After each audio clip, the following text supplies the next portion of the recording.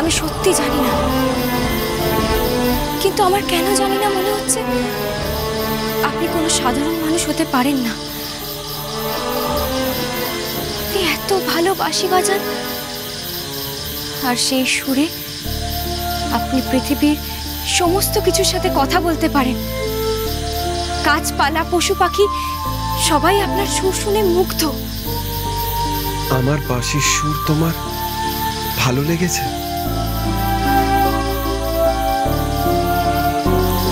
খুব। এমন সুর আমি আগে কখনো শুনিনি। আমার বাঁশির প্রশংসাও এর আগে কেউ এমন ভাবে করেনি। সে তো আপনার গুণ।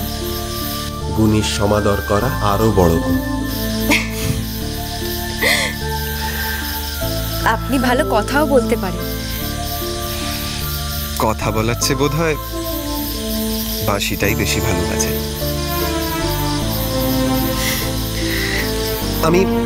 আমি বাঁশি বাজাবো, তুমি শুনবে?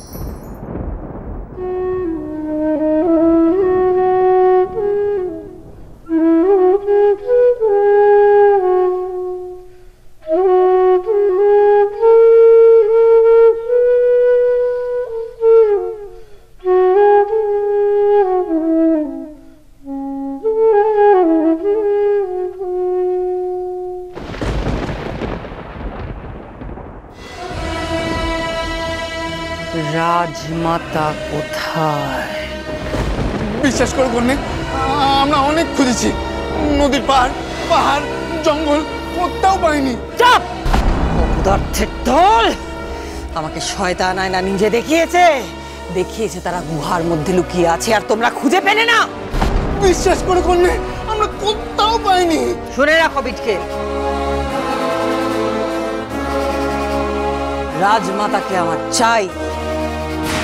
মৃত্যুঞ্জয়ী যজ্ঞে রাজমাতার আহুতি দিয়ে কিরণমালাকে শেষ করতেই হবে আমাকে। অনেকবার মৃত্যুর হাত থেকে নিস্তার পেয়েছে সে, কিন্তু আর কোনো সুযোগ আমি তাকে দিতে চাই না। অরল সাগর থেকেও ও বেঁচে উঠেছে, কিন্তু আমি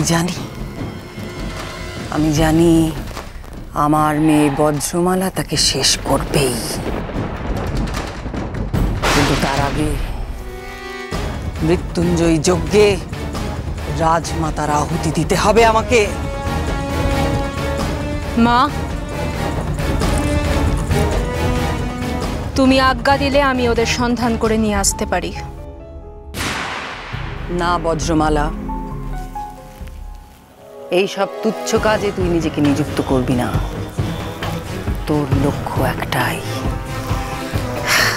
কিরণমালাকে হত্যা করা, ব্যাস। শুনে রাখো, রাজমাতাকে আমার চাই। আর যদি তাকে না এনে দিতে পারো, তাহলে নিজের ধর থেকে নিজের মুন্ডুটা আলাদা করে কেটে আমার হাতে দিয়ে যাবে। সাগরের দেহে জুড়ে দেব আমি।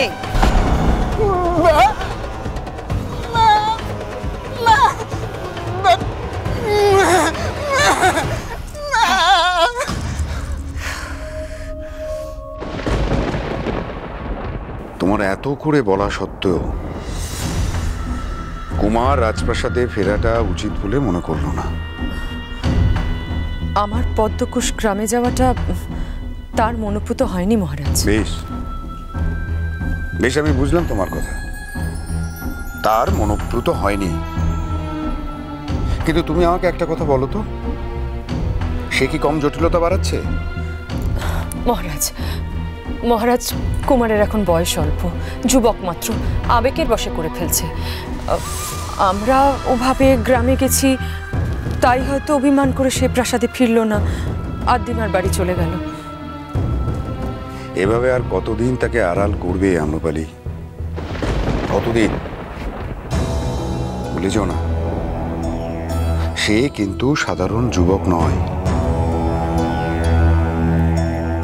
সে কিন্তু রাজপুত্র, এই অমৃতনগরীর রাজপুত্র। সে, তাকে তার দায়িত্ব কর্তব্য পালন করার জন্য প্রস্তুত হতে হবে।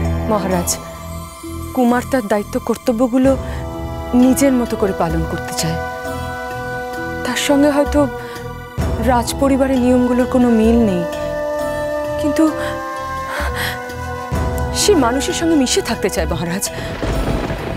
প্রজারা তাকে কত সম্মান করে, ভালোবাসে। প্রজা পালনই একমাত্র কর্তব্য নয় রানী। বহিঃশত্রুর আক্রমণ, অন্তর্কলহ, ভুলে যাও না, সমস্ত রকম অশুভ শক্তির হাত থেকে এই অমৃতকে তাকে রক্ষা করতে হবে। সে তো নিজেই অমৃতের দায়িত্ব নিয়েছে মহারাজ, এটা নিশ্চয়ই আপনার স্মৃতিতে আছে। বুঝলাম তোমার কথা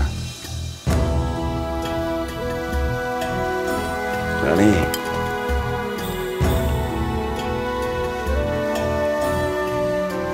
রাজ্য শাসন আর সিংহাসনে বসা এক নয়, যেমন অমৃতর দায়িত্ব নেওয়া আর সেই দায়িত্ব পালন করাও এক নয়। সিংহ বংশের রক্ত বইছে তার শরীরে মহারাজ, সে তার দায়িত্ব যথার্থ পালন করবে। না না রানী, না, তার শিক্ষার প্রয়োজন আছে। এতদিন সে তার নিজের ইচ্ছে মতো যা কিছু তাই করেছে, কোনো কাজে তাকে কখনো বাধা দেয়নি। কিন্তু এখন রাজপুত্র আচার আচরণ ব্যবহার তার শেখার প্রয়োজন আছে রানী। মহারাজ, মহারাজ, ব্রহ্মভট্টের গণনায় কুমারের বৈরাগ্য যোগ আছে। আমাদের এমন কিছু করা উচিত হবে না যাতে সে প্রাসাদ ছাড়তে বাধ্য হয়। তাহলে তুমি বলো, আমার কি কর্তব্য? আপনি একটু শান্ত হন মহারাজ, একটু শান্ত হন।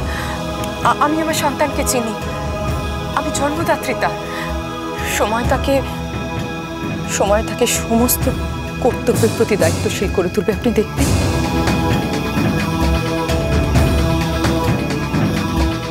আমিও তো তাই চাই, আমিও তাই চাই। সে তার কর্তব্য, তার দায়িত্ব সব নিজে হাতে বুঝে নিক, নিজে হাতে।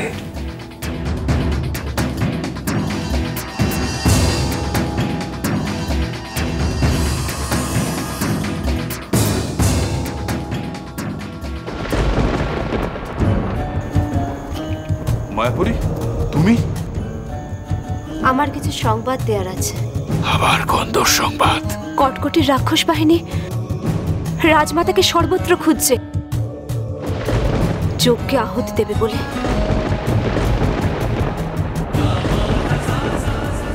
সেই ভালো, এভাবে বেঁচে থাকার থেকে মৃত্যু ঢের ভালো।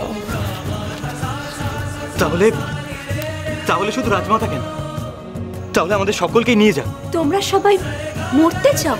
হ্যাঁ হ্যাঁ, আমরা সবাই মরতে চাই। কিন্তু কিরণ যে বেঁচে আছে। কিরণ জীবিত? তুমি আমাদের কোনো সান্ত্বনা বাক্য দিচ্ছ না তো? কিরণমালা অমৃত নগরীতে রয়েছে। আমার মেয়ে বেঁচে আছে? তাহলে সে আমাদের উদ্ধার করতে আসছে না কেন? আসবে, কিন্তু সে যে তার সব স্মৃতি হারিয়ে ফেলেছে। স্মৃতি?